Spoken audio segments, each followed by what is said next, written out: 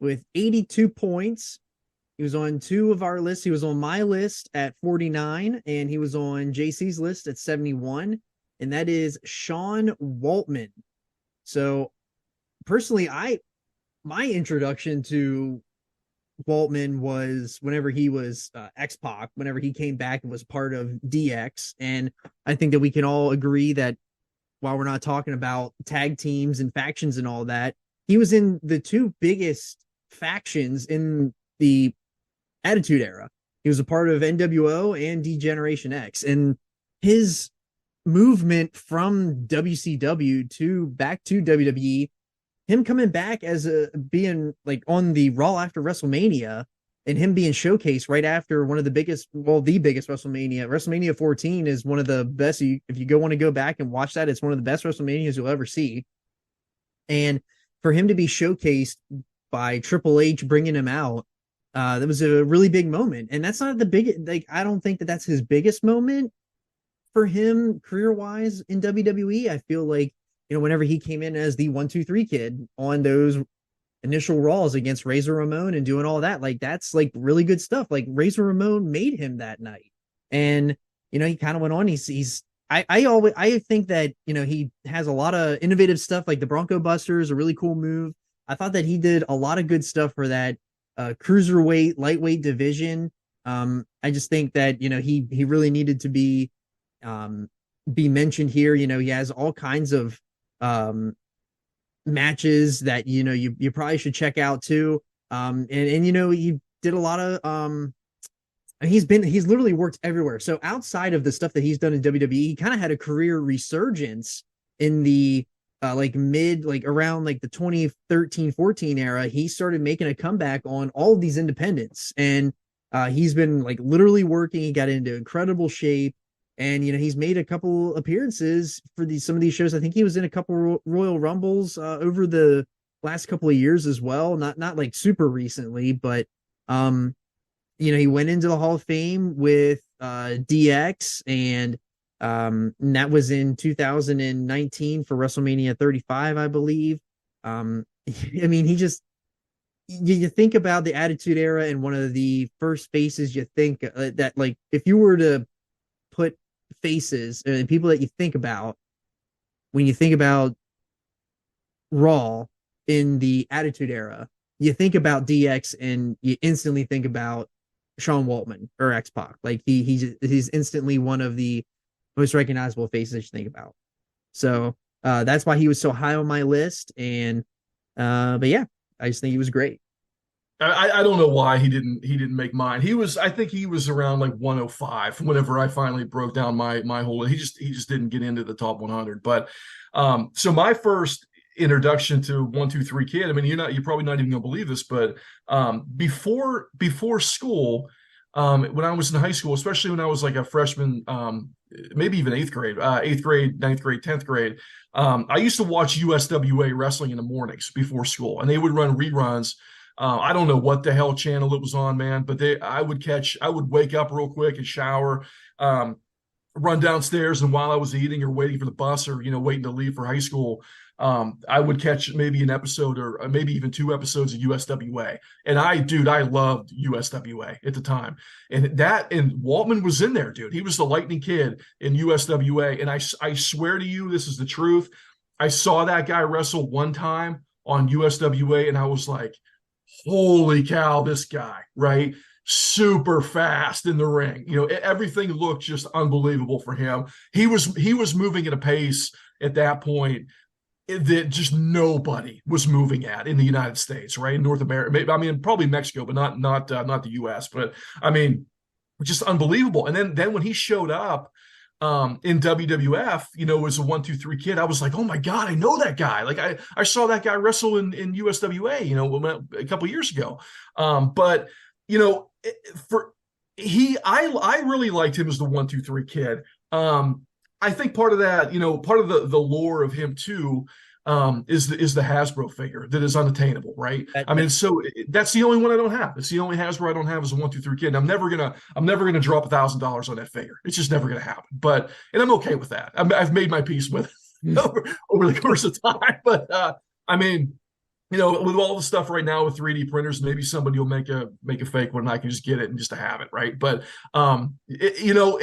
he was a guy that just an unbelievable cruiserweight, super fast. People, for whatever reason, like right there in like the early 2000s, just hated that guy, man. I'm not sure. I'm not sure what. Do you remember why? Like why did everybody just turn on that guy so hard? He had so I mean Waltman did have some demons, and this sounds terrible because this is like supposed to be like a career spotlight and what we're supposed to talk about, but he would I know that they talked about it on Bruce a lot, where he was a classic bag shitter, where he would shit in people's bags. And I Well, think that's probably not a good thing. yeah, and I know that like they did a whole show. Like if you want to hear more about Waltman, like I'm pretty sure that Bruce on Something to Wrestle with Conrad. I know that, shout out to them. I know that some people don't always like Conrad, but they did a whole career retrospective on Waltman. That was a pretty good show from what I remember. And they talked about like how like he was kind of a shithead backstage. Sure. A lot of people were, but look at, I mean, you can't deny the guy's accomplishments and his ability. I mean, that, the match with Hart that was on Raw, I think I wrote it down. When was that? I think I know which one you're talking about. July 11th, 1994 on Raw. Dude, I mean, top 10 for me, no question about it. I mean, just what a match. That might be maybe the best match in Raw history, man. I don't know. It's definitely up there. That's for sure. That match is unbelievable. So if you're looking for a match to check out from him in the 1-2-3 Kid days, man, go watch that Bret Hart match from July 11th, 94 on Raw, man. You're definitely not going to be disappointed when you watch that thing. Agreed. So what do we got here for accomplishments for XPac? Oh yeah, sorry. He was observer stuff wise, he's lumped in with the NWO stuff. But for WWE, he was European champion 2 times. He was the 2-time and the final light heavyweight champion. He's a cruiserweight champion, 4-time tag team champion. Really funny that I feel like I mentioned this whenever I was in a show with JC, whenever he was in a tag team with Marty Jannetty, and they had that one match. I can't remember who they had it against on Raw.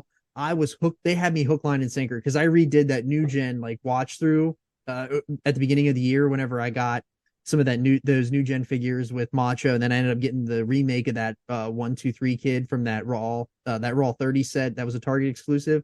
I loved that tag team for some reason. Like they were awesome.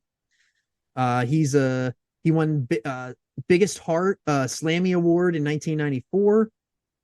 He won the WWF Tag Team Championship tournament with Bob Holly, and he's a 2-time Hall of Famer, as mentioned earlier, with DX and NWO. Also, it's kind of interesting to think that guy was only the WCW Cruiserweight Champion one time. I Now, know. I know there was a lot of talent there, but they were really pushing him. I mean, he was an NWO guy. You think that he would have had the had that belt a couple more times, but I guess he would have left, right, to go to the WWF Attitude Era at that point, right? Kind of towards the end of the 90s. I'm pretty sure, yeah. Yeah, I think so too. But also probably worth noting here with Waltman, he was the Bad Boys of Wrestling Federation Caribbean champion. So hats off to you for that, and also the Great Lakes Championship heavyweight champion. So.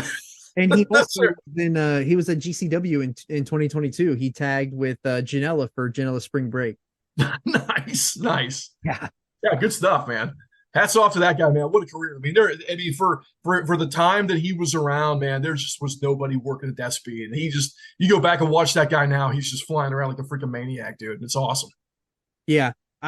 One thing that I think he was really close to going into an NXT match whenever Triple H was running it back in like 19, but nothing ever came of it. But yeah, it was. I think he might have been close at one point to pulling a trigger on that. But super happy for that guy. Love that he made the list. And I didn't know he was X Division champ. I didn't know that he was TNA X Division champ one time.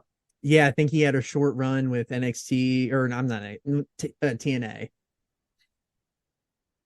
So whether you know him as the 1-2-3 Kid, 6-Pac, X-Pac, Sean Waltman is one of those people who was there at a great time. I don't know that he was ever a top guy, but he was in league with the top guys, in the top factions.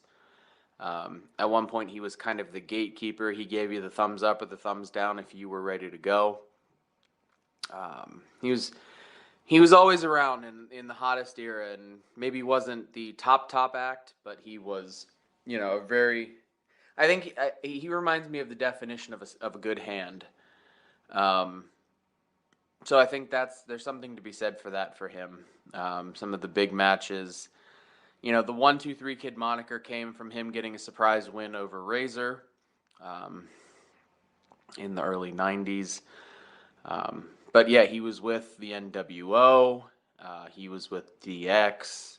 He was a short time in TNA. And I think as a human, he's pretty well liked overall. He was he had some demons, and he seems to have come away on the other side pretty good with them. So definitely think that in the grand scheme of everything, he's a really good worker and did some innovative stuff for his time. So, all right.